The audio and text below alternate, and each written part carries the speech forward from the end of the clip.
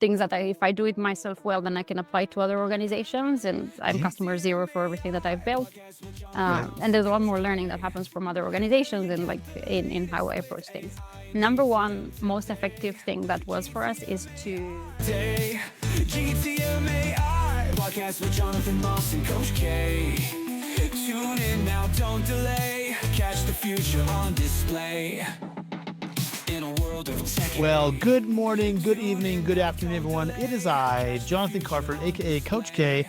I am pleased, privileged, honored, excited, humbled, ecstatic, and happy to have my guest on for today, which is Alina, who is the co-CEO of Chili Piper. I'm a super fan, love what you do in general, and just super excited to have you. How are you? I just love your energy at 4 p.m. on a Tuesday. It's like, I wish I could have a quarter of it, you know?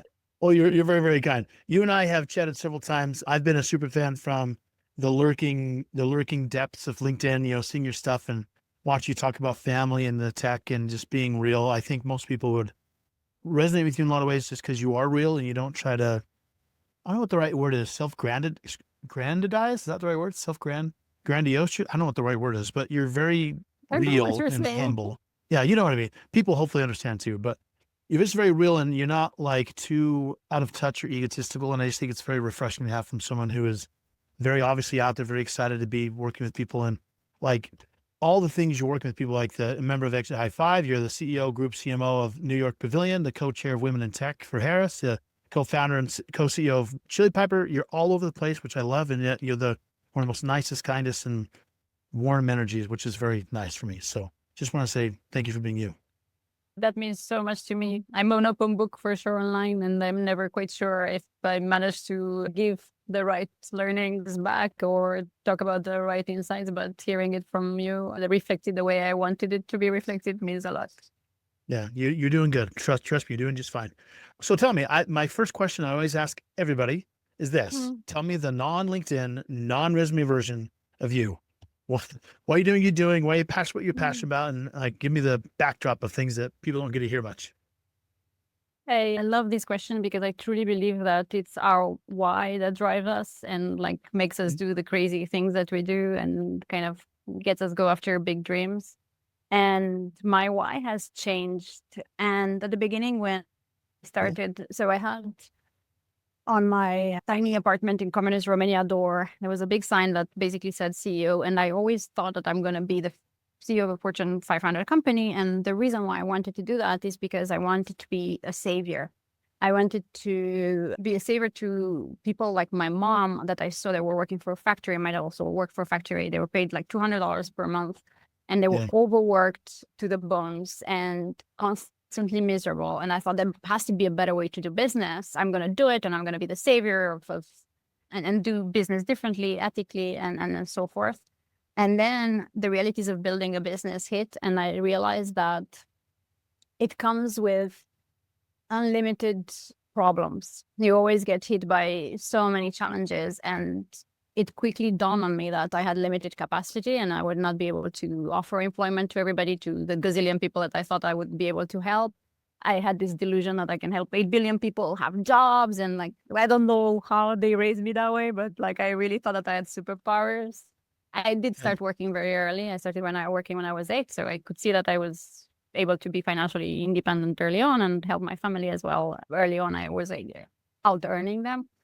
And yet I quickly realized that I have limited capacity in my powers. And as a result, my mission changed in the process. Do you feel like it's been, I mean, we talked this before about being a parent, or is just more about business, or kind of the balancing act? Or like, what are the marketers that have helped you kind of change my mission? Yeah. So I became a mom for sure, and that helped me realize the criticality of life and how hard it is to even care for 2 little humans, and do that at the same time with a business and be a good friend and then be a good employer was sucking the life out of me because I was never enough. I was never a good enough parent. I was never a good enough employer. I was never good enough for my spouse or for my friends.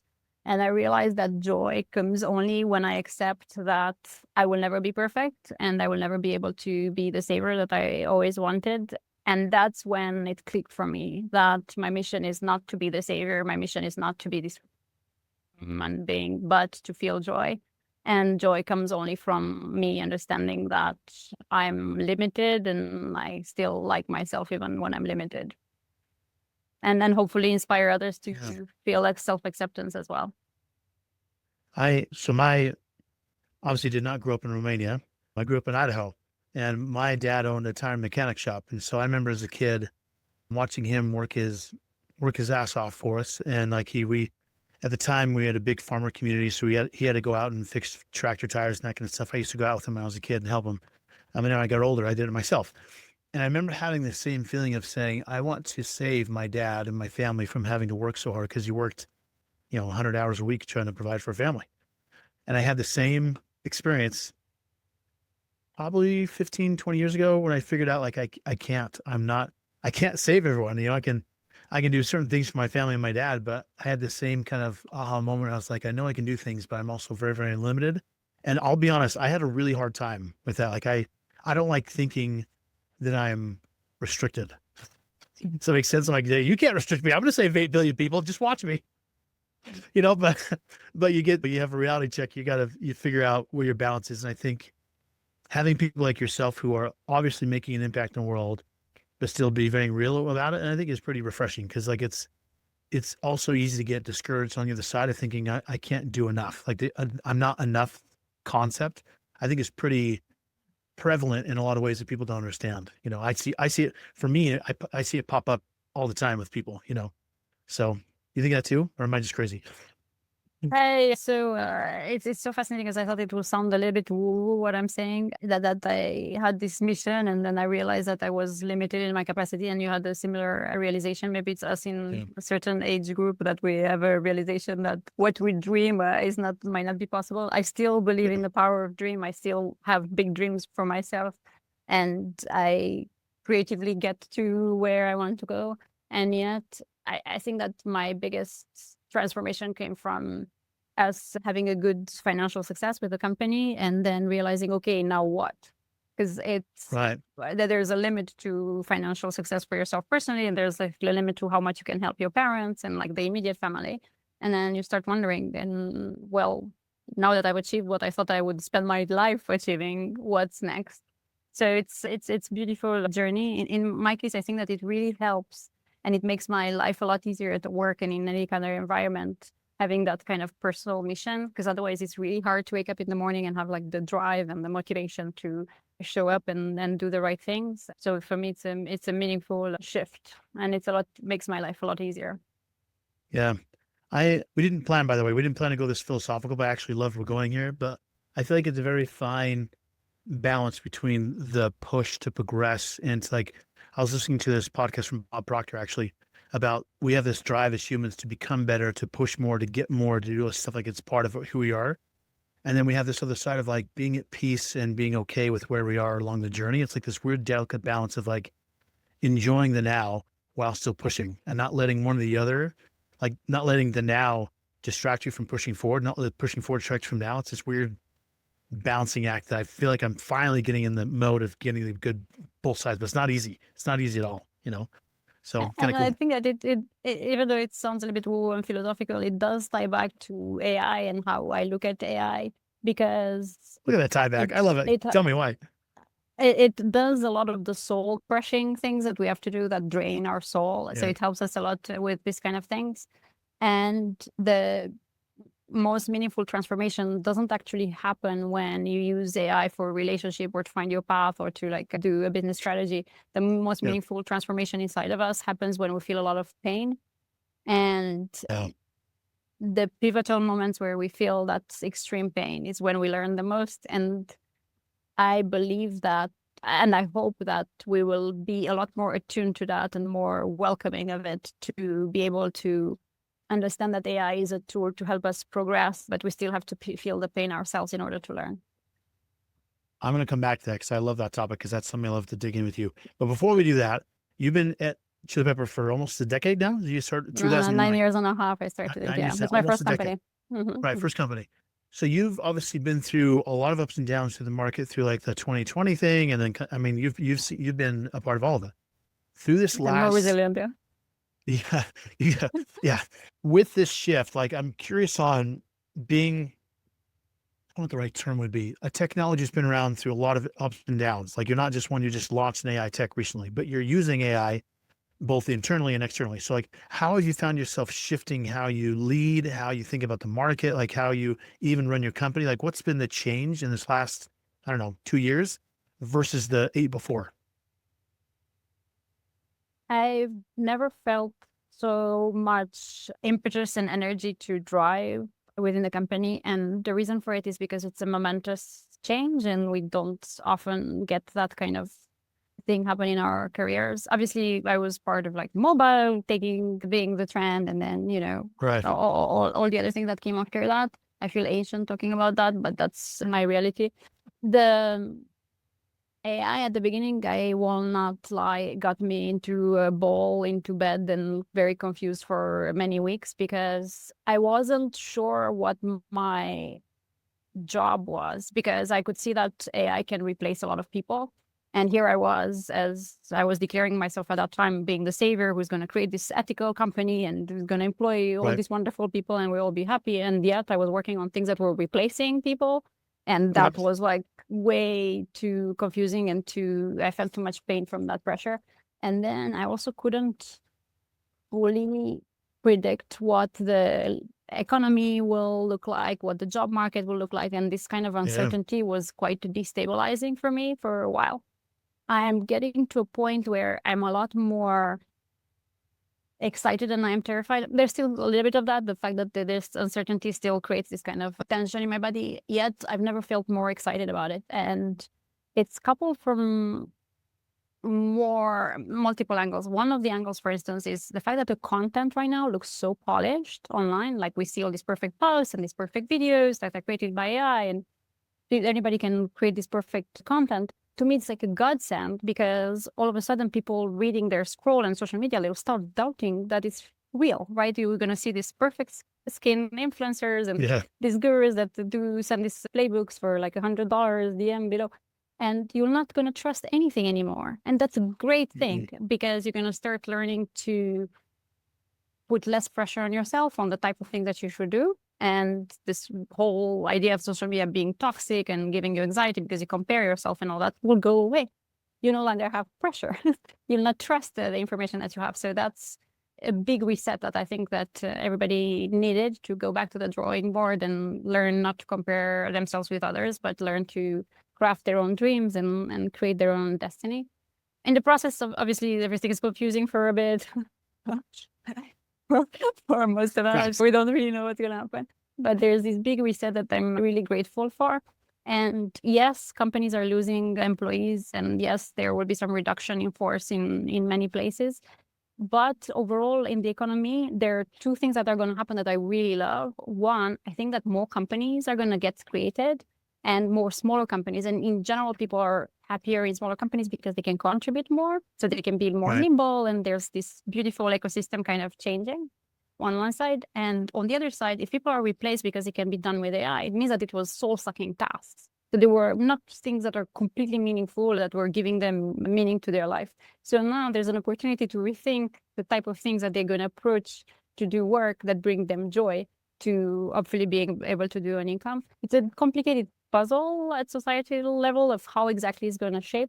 However, I think that as humans, we will start putting a lot more premium around handcrafted things, like a beautiful song created by a human, Yep. a beautiful poem created by a human, where you see him creating, or, it's the effort that creates the art, not the art itself. We always buy art because of the story behind it and the effort that was put by the artist. So moment for us to search inside and see what makes us meaningful and what gives us joy, and a big reset. I'm happy with how our things are developing, I love it. understanding that they're going to be pain in the process. My sister runs a local school. And so I went in and talked to these 14, 15-year-olds about AI because they had all these questions and thoughts around it. And fascinating thing, one of the end themes we came to was how AI, in my opinion, is going to be an amplifier of independent genius, and that someone's inner self, it's hard. AI can't replace me. It can augment me and amplify me, but it can't replace me.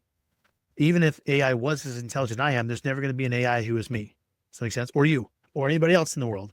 So thinking about all the things unique to you and what you can do with it is kind of, to me, invigorating about how can I then create my own AI Iron Man suit that just expands and amplifies me versus replacing me, and the world you're talking about, which I believe as well, of smaller teams, you're leveraging more of your strengths and all the soul sucking stuff is off your plate. You really get to be creative and have the fun stuff. I think that's a world that I look forward to, which I love. Going into, I'm going to transition a little bit though. You identify a couple of things. You had last week, you joined Pavilion and talked about some things you're doing to build up an AI agent infrastructure. And one of the things you talked about was this concept around data. So I'd love to have you talk real fast about, because I think a lot of people, I just went to Gartner last week where a lot of people were talking about the concept of making sure your data infrastructure is correct, but no one said how to do it.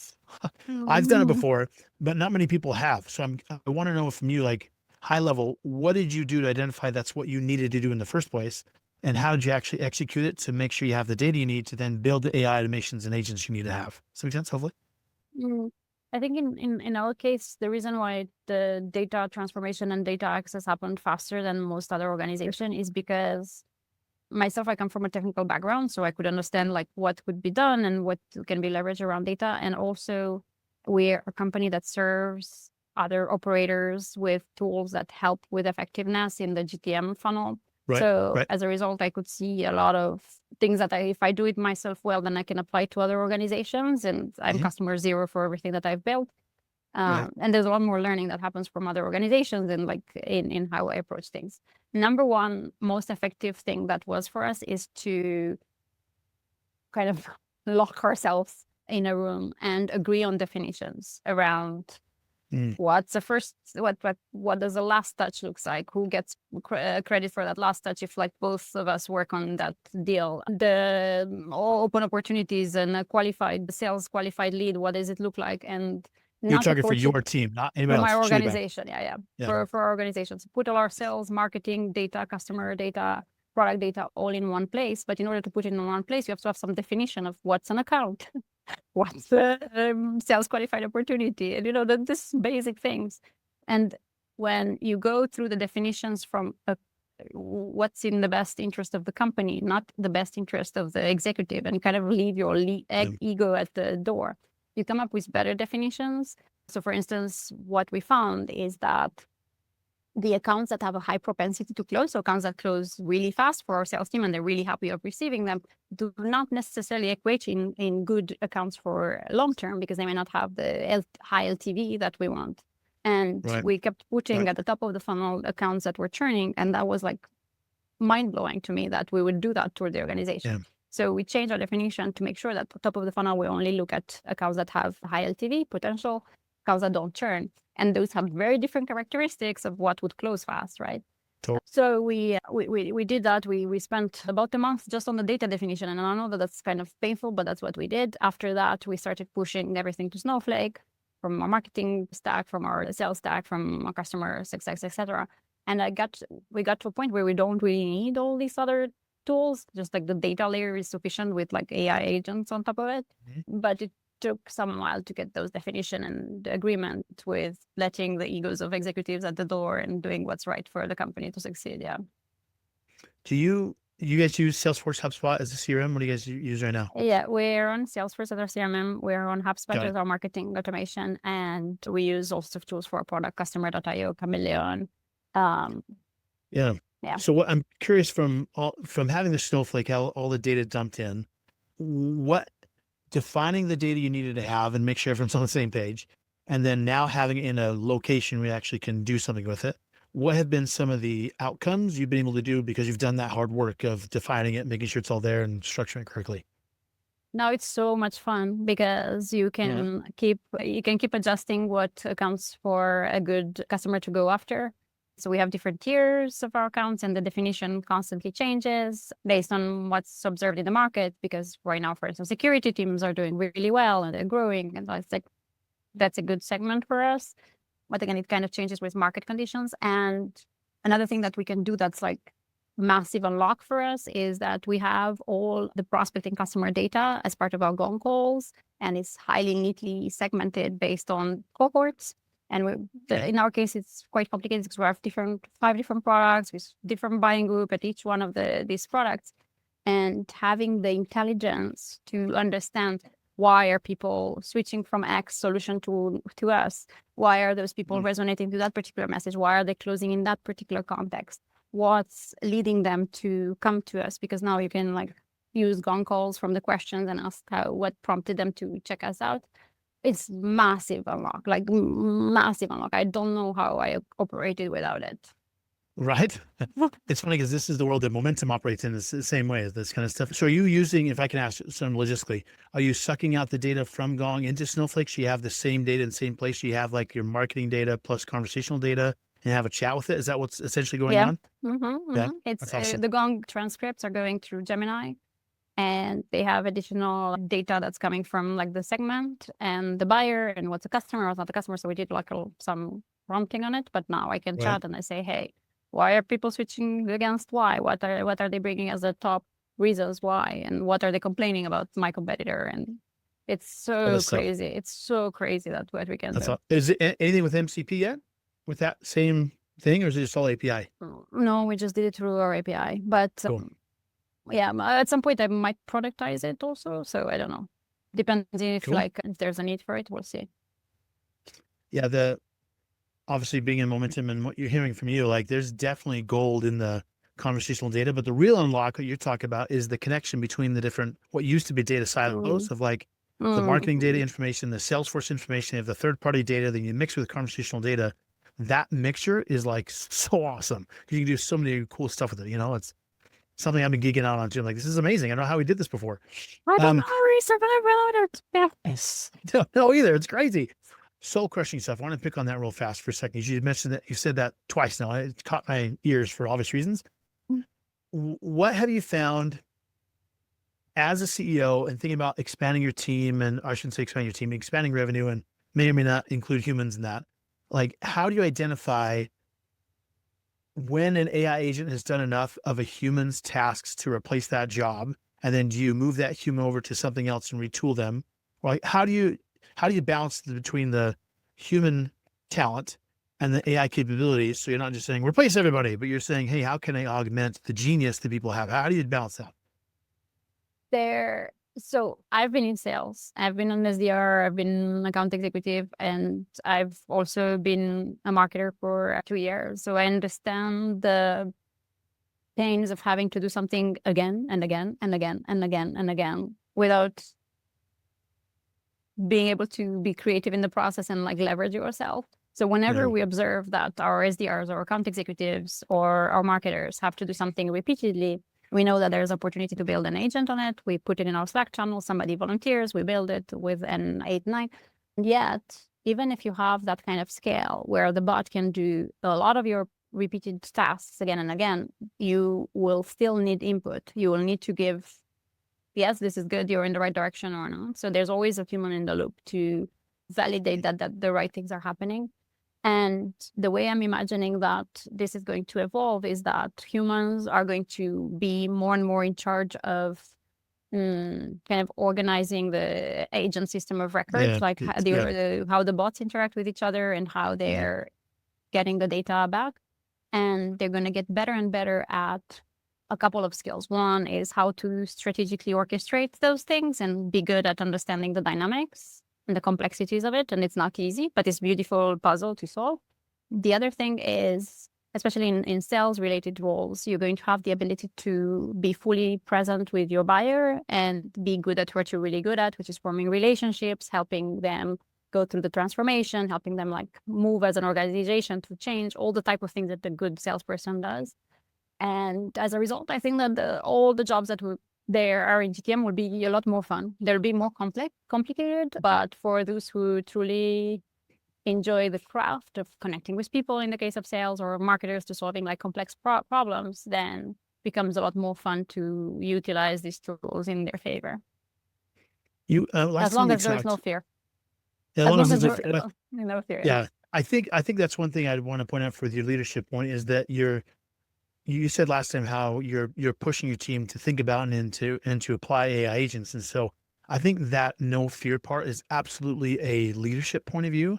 Cause like if leadership's not endorsing that message and pushing for it and showing how humans can be augmented, that fear is real. And so it stifles creativity and curiosity in someone to be able to create those things that makes big unlocks. Because I've seen the opposite happen way too often of Same. that Same. fear thing lies, you Same. know? So anyways, I don't like it. Curious from a product point of view, like obviously Chili Pepper started as in the calendaring, and now you're categorize yourself as a demand conversion platform. Did I get this correct? Did I say this right? Okay. So as the AI abilities expand, like where do you see, and obviously you don't have to tell me anything in your product roadmap, but like where do you see things shifting with AI coming on board to where, do you see it where AI agents going to start taking over that conversion part of as far as the distribution and the chatting and all that stuff? Like what's going to shift, do you think, because of AI?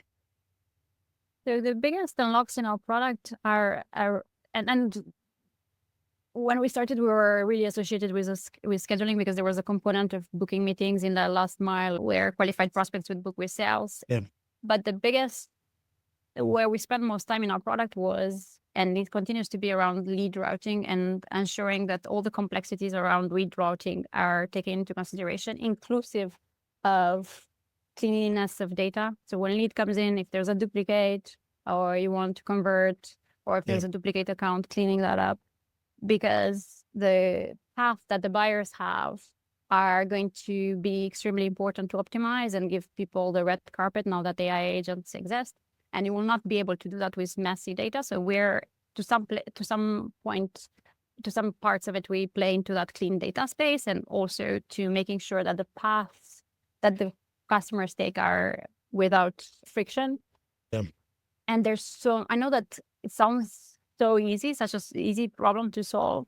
Yet, I think that there's so many things that I've yet to unlock into that buyer journey of helping them, truly helping the salespeople show up at the right time with their buyers and their buying committee from so many sources, that I still feel like there's still a gazillion things to do. Obviously, there's a lot that can be done with agents, and there's still things that most people would prefer to have the human touch around it, because, you know, future in which procurement box talk to sales bots can work to some extent, maybe like for SMBs and to some verticals, but I don't think it's a future anybody enjoys themselves putting themselves into.